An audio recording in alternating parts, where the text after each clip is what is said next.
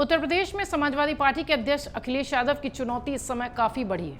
उन्होंने विधानसभा उपचुनाव में सभी 9 सीटों पर अपने उम्मीदवारों का ऐलान कर दिया है। उनका नामांकन दाखिल हो चुका है।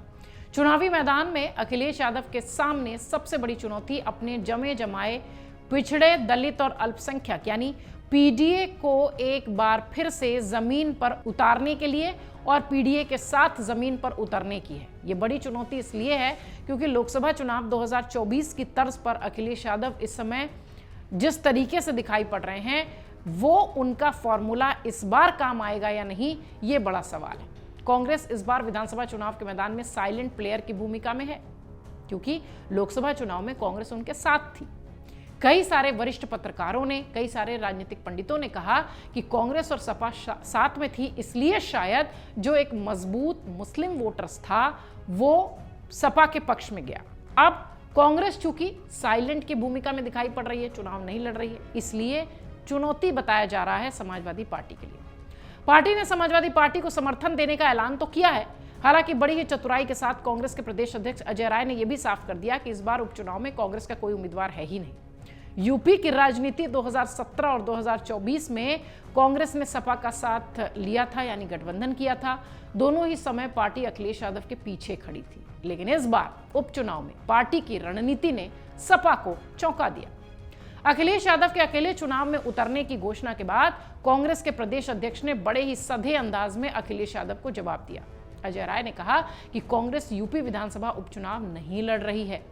अखिलेश यादव ने सभी 9 सीटों पर अपने उम्मीदवार खड़े करने का ऐलान कर दिया और उस समय यह कहा गया कि कांग्रेस के उम्मीदवार समाजवादी पार्टी के चुनाव चिन्ह यानी साइकिल पर चुनाव लड़ते नजर आएंगे। अजय राय के बयान ने साफ कर दिया कि उपचुनाव में कांग्रेस का कोई उम्मीदवार नहीं खड़ा है। सिंबल कोई भी क्यों ना हो, कांग्रेस ने बड़ी चतुराई से यह क्लियर कर दिया कि उत्तर प्रदेश में अखिलेश यादव जिस तरह की पॉलिटिक्स कर रहे हैं उसके साथ वो नहीं है। दरअसल कांग्रेस उत्तर प्रदेश में बराबरी का हिस्सा चाहती है। 10 विधानसभा सीटों पर होने वाले उपचुनाव को लेकर पार्टी की दावेदारी 5 सीटों पर थी। अखिलेश यादव ने पहले कांग्रेस को 2 सीटों पर समेटने की कोशिश की, बाद में बात नहीं बनती दिखी तो फूलपुर विधानसभा सीट का ऑफर कर दिया। लेकिन फूलपुर विधानसभा सीट से पहले ही समाजवादी पार्टी ने एक मुस्लिम उम्मीदवार मुस्तफा सिद्दीकी को वहां पर खड़ा कर दिया और बड़ा दाव खेल दिया। अगर कांग्रेस वहां से अपने उम्मीदवार सुरेंद्र यादव को खड़ा करती तो उसे कोई फायदा नहीं होता। कांग्रेस के सुरेंद्र यादव के उम्मीदवार बनाने से भी सपा को ही फायदा था। यादव वोट बैंक सपा के साथ मजबूती से दिखते। ऐसे में सहयोगी कांग्रेस से एक सुरेंद्र यादव के उम्मीदवार बनाए जाने का संदेश सपा के वोटरों के बीच सकारात्मक तरीके से जाता। वहीं कांग्रेस के लिए चुनौती अल्पसंख्यक वोट बैंक को साधने की थी। मुसलमानों के बीच एक मुस्लिम वोटर्स के बीच एक बड़ा संदेश जाता कि पार्टी ने उनके उम्मीदवार का टिकट कटवा दिया, यानी ये फंसने वाली कंडीशन थी। अल्पसंख्यक वोट बैंक को साधने के लिए कांग्रेस ने फूलपुर से अपने कदम पीछे खींच लिए, समाजवादी पार्टी को चुनावी मैदान में खड़ा होने दिया। कांग्रेस की ये राजनीति अब अखिलेश यादव के लिए सबसे बड़ी चुनौती बन गई। अगर पार्टी विधानसभा उपचुनाव में मन मुताबिक प्रदर्शन नहीं करती है तो कांग्रेस का प्रेशर बढ़ेगा। अखिलेश यादव ने मुलायम सिंह यादव के निधन के बाद पार्टी को राष्ट्रीय स्तर पर ले जाने के बड़े दावे किए। पार्टी इसलिए इंडी गठबंधन के छाते के नीचे आई ताकि देश भर में पार्टी का विस्तार हो सके। हालांकि पिछले विधानसभा चुनाव के दौरान पार्टी को किसी भी प्रदेश में उचित तरजीह मिलती नहीं दिखी। फिर चाहे मध्य प्रदेश का चुनाव हो, राजस्थान हो, हरियाणा हो, इन सभी जगहों पर कांग्रेस ने समाजवादी पार्टी को कोई भाव नहीं दिया।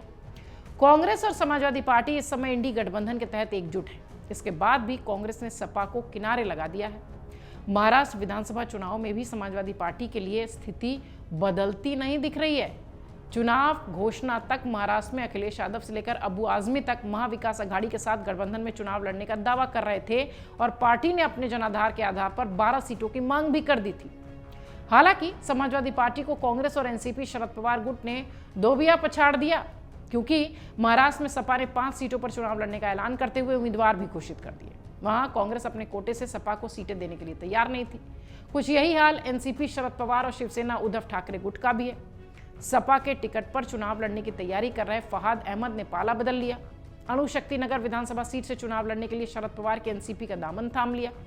वहीं सपा के वरिष्ठ नेता अबू आजमी के खिलाफ नवाब मलिक ने निर्दलीय चुनाव लड़ने का ऐलान किया है। हालांकि एनसीपी ने उन्हें फॉर्म जरूर दे दिया है।